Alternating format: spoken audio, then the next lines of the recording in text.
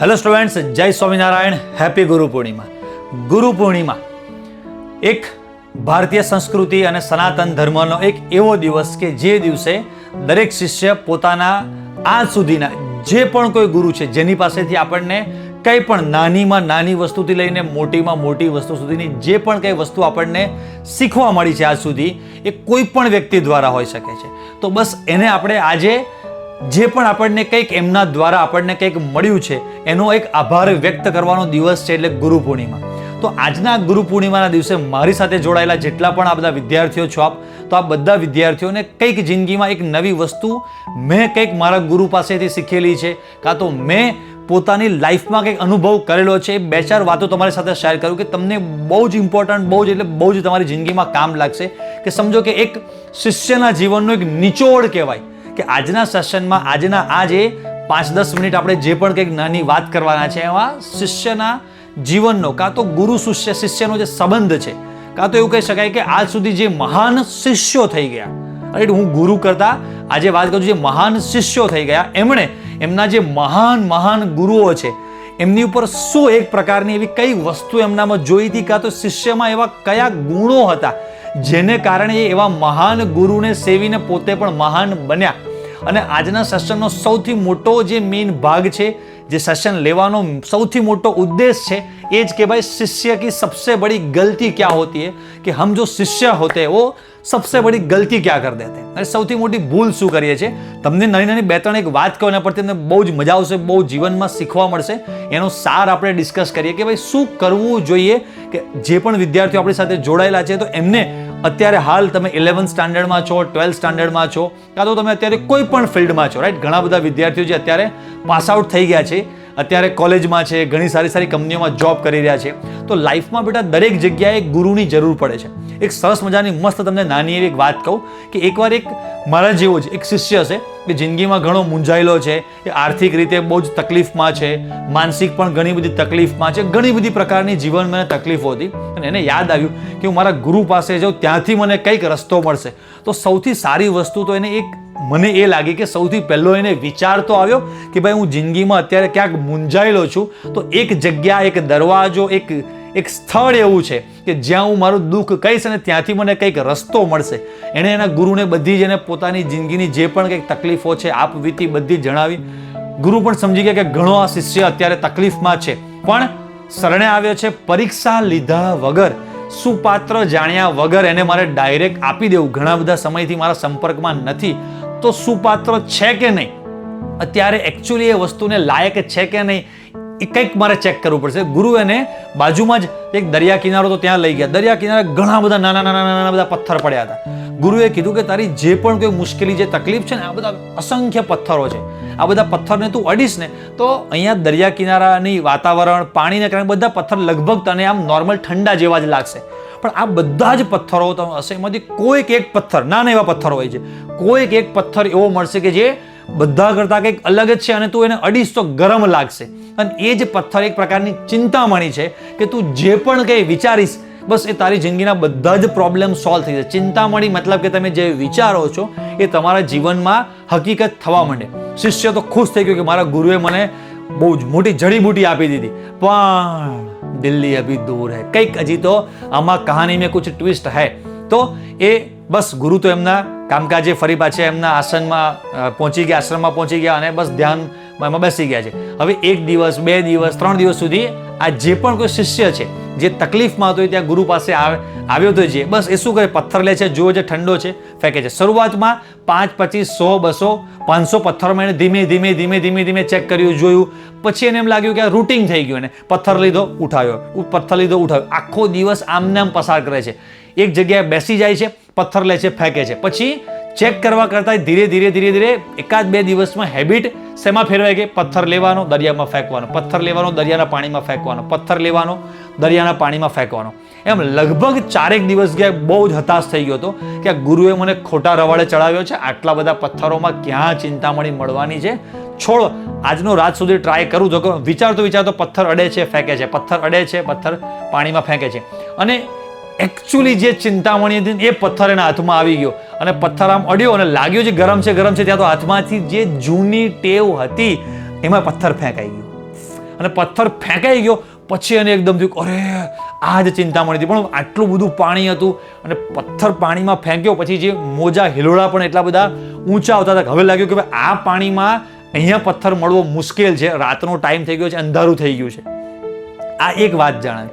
તો આમાં તમને એક ભૂલ પકડાઈ હશે કે જે મને પણ ભૂલ પકડાય કે સૌથી પહેલી તો ગુરુ નિષ્ઠામાં પ્રોબ્લેમ આવી ગયો કે ભાઈ ગુરુએ કીધું છે પણ એકચ્યુઅલીમાં હશે કે નહીં હોય એવા જે નેગેટિવ વિચારો આવવા માંડ્યા કે ગુરુ જે રસ્તો બતાવે છે એ રસ્તે હું ચાલીશ તો સફળતા મળશે કે નહીં મળે. બીજી વસ્તુ કે ગુરુએ સુપાત્ર છે કે નહીં, મતલબ કે એને ગુરુ નિષ્ઠા છે કે નહીં. ગુરુજીએ કીધું હતું કે દરેક પથ્થર તું ચેક કરજે, પણ વ્યક્તિ પોતાના સ્વભાવને કારણે રૂટિંગ થઈ જાય છે કે નોર્મલ કરે છે અને એકચ્યુઅલીમાં એ જે જગ્યાએ મેઇન ચાન્સ મેઇન મોકો આવે છે ત્યાં જે ભૂલ કરી બેસે છે. આ એક એની ભૂલ પકડાય છે.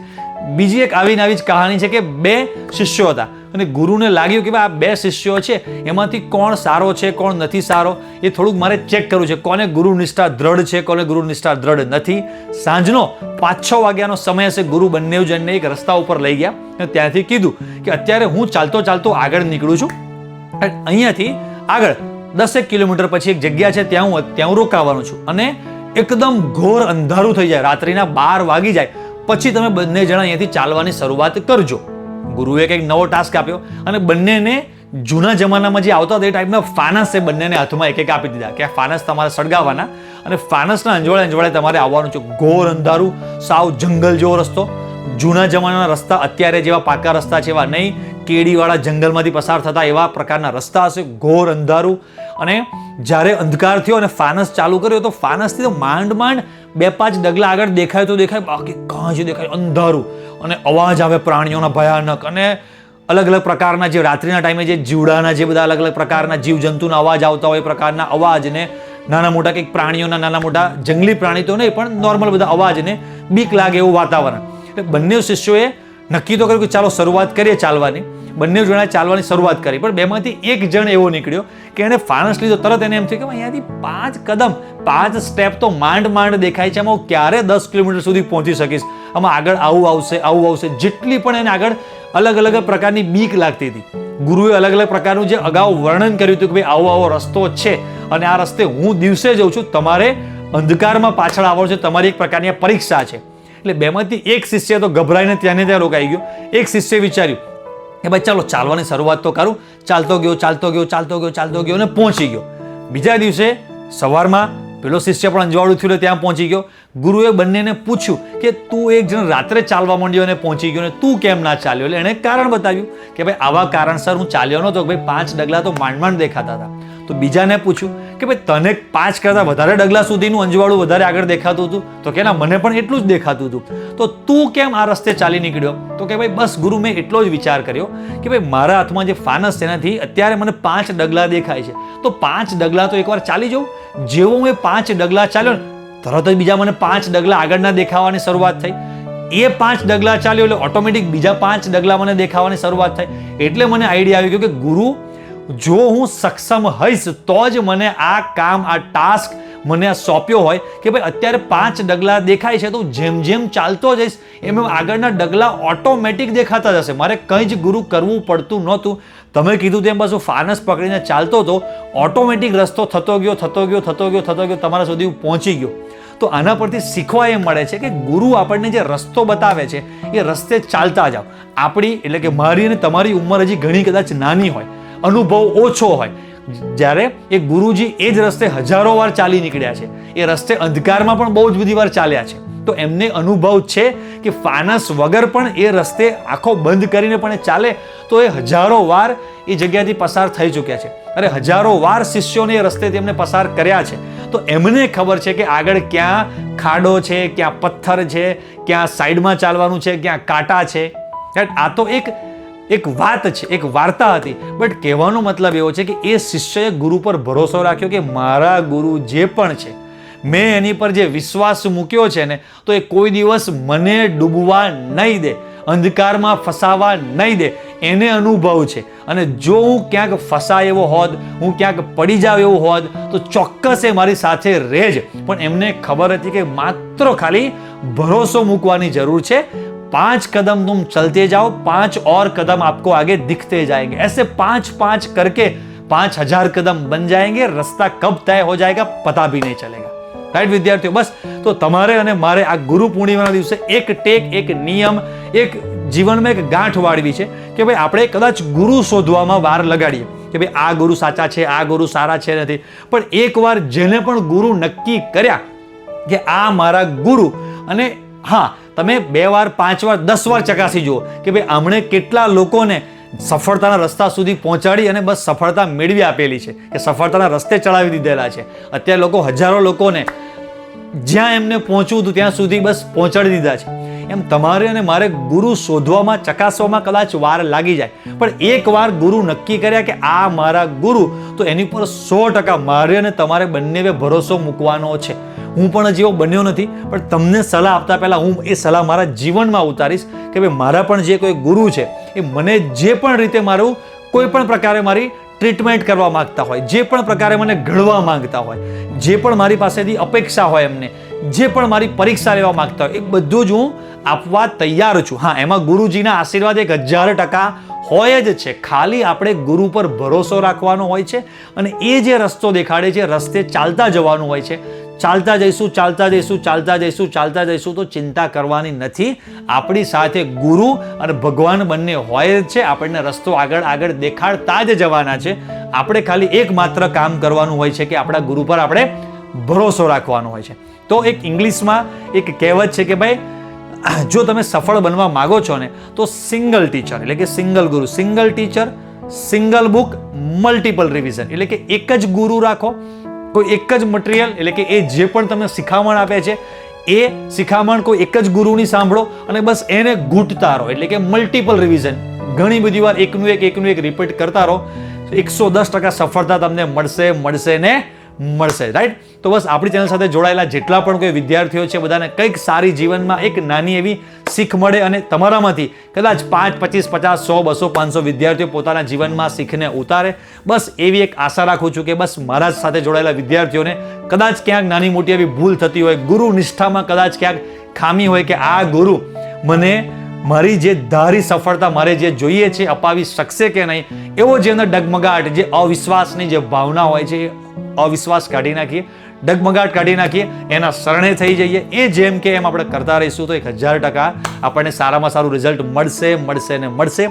છેલ્લે અંતમાં બધા જ વિદ્યાર્થીઓને ગુરુ પૂર્ણિમાની ખૂબ ખૂબ દિલથી શુભકામનાઓ. ઘણા બધા વિદ્યાર્થીઓને અમારા પર મેસેજ આવેલા છે ગુરુ પૂર્ણિમાને, ઘણા બધા વિદ્યાર્થીઓને વિશ કર્યું છે. બધા જ વિદ્યાર્થીઓને કદાચ હું પર્સનલી રિપ્લાય ના કરી શકું તો બધા જ વિદ્યાર્થીઓને દિલથી થેન્ક યુ કે તમે ગુજરાતના આટલા બધા વિદ્યાર્થીઓ, રાઈટ, કદાચ મને એક પણ વાર રૂબરૂ મળ્યા નથી, રાઈટ, કહેવાય ને કે ભાઈ ગુરુ મંત્ર લીધો પણ નથી, કે ગુરુને એમ ડાયરેક્ટલી સોંપાયા પણ નથી. બસ એક વર્ચ્યુઅલ માધ્યમથી, એક યુટ્યુબના માધ્યમથી, એક આપણા કોઈ કોર્સ, એક એપ્લિકેશનના માધ્યમથી, એક વિડીયોના માધ્યમથી બસ તમે મને કહે છે ને કે ભાઈ એકલવ્યની જેમ મને ગુરુ તરીકે સ્વીકારેલો છે, કે એકલવ્યએ જેવી રીતે ખાલી ગુરુની પ્રતિમા બનાવીને કે તમે આજથી મારા ગુરુ, રાઈટ, એ જમાનો એક પ્રતિમાનો હતો. આજનો જમાનો મોડર્ન ડિજિટલ ટેકનોલોજીનો છે. તો તમે મોડર્ન ડિજિટલ ટેકનોલોજીના યુગમાં બસ એક ટેકનોલોજીમાં મને જોઈ અને મને એક ગુરુ તરીકે તમે માનો છો, તો હું દિલથી ભગવાનને પણ પ્રાર્થના કરું કે આ બધા વિદ્યાર્થીઓ મને જે રીતે ગુરુ માને છે, મારા પર જે બધા વિદ્યાર્થીઓ ભરોસો રાખીને બેઠા છે, તો ભગવાન તમે મને એટલી શક્તિ આપજો કે આ બધા વિદ્યાર્થીઓને એમની જે પણ કોઈ આશા છે, એમની જે પણ કોઈ ઈચ્છા છે, એ જે પણ કંઈ બનવા માગે છે એમાં હું બસ મારું પૂરેપૂરું આપી અને બધા જ વિદ્યાર્થીઓને એમને જ્યાં ત્યાં પહોંચવું છે ત્યાં હું પહોંચાડી શકું એ બસ ભગવાન મને શક્તિ આપજો. અને તમારા બધા માટે પણ ભગવાનના ચરણોમાં પ્રાર્થના કે ભગવાન તમને બધાને પણ જેવા તમે કોઈ બનવા માગો છો 100% ભગવાન તમને મદદ કરે. અમારા બધા શિક્ષકોના તમારી સાથે આશીર્વાદ તો છે જ, રાઈટ. અને ઘણા બધા વિદ્યાર્થીઓ કહેતા હોય છે કે સર ગુરુ પૂર્ણિમાના દિવસે આમ તો શિષ્યએ ગુરુને કંઈક આપવાનું હોય, પણ બસ આપણો એક જ ઉદ્દેશ છે કે ગુજરાતના ગામડે સુધી, ખૂણે સુધી ટોપ લેવલનું એજ્યુકેશન પહોંચાડવું છે.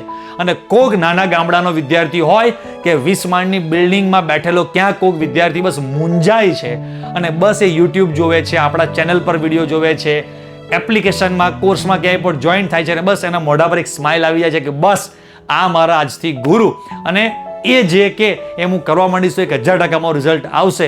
તો બસ તમારે એક શું કહેવાય ગુરુ દક્ષિણા આપવાની હોતી હોય છે, પણ ગુરુ દક્ષિણા મારે તમને એટલે શિષ્ય દક્ષિણા મતલબ કે ભાઈ શિષ્યોને કંઈક લાભ થાય એના માટે આપણો ઓનલાઈન જે પણ કોઈ કોર્સીસ ચાલી રહ્યા છે બેટા, તમને બધાને ખબર જ છે. તો એ દરેક કોર્સમાં એકચ્યુઅલી ગુજરાતમાં આપણે એકદમ નોમિનલ પ્રાઇઝમાં ટોપ લેવલનું એજ્યુકેશન, કોઈ પણ જગ્યાએ ક્યાંય પણ ના આવે ટાઈપનું એજ્યુકેશન્સ, જબરજસ્ત બધું motivation, guideline, material, test system બધું જ પ્રોવાઈડ કરીએ છીએ. અને એમાં પણ તમને બધાને ફરી પાછું ગુરુ પૂર્ણિમા દિવસે દરેક વિદ્યાર્થીઓને કોઈને પણ જોઈન થવું હોય તો આ 2-3 દિવસ માટે 500 રૂપીસ આપણી જે પણ કોઈ કોર્સની પ્રાઇસ છે, બોર્ડ ગુજકેટ વાળી જે પ્રાઇસ છે કે બોર્ડ ગુજકેટ નીટ વાળા જે પણ કોઈ આપણા કોર્સીસ છે એમાં તમને અત્યારે આપણે ડિસ્કાઉન્ટ ઓફર ચાલે છે. તમારે કદાચ જોડાવવું હોય તમે જોડાઈ શકો છો. બાકી બધા જ વિદ્યાર્થીઓને ફરીથી દિલથી જય સ્વામિનારાયણ, હેપી ગુરુ પૂર્ણિમા.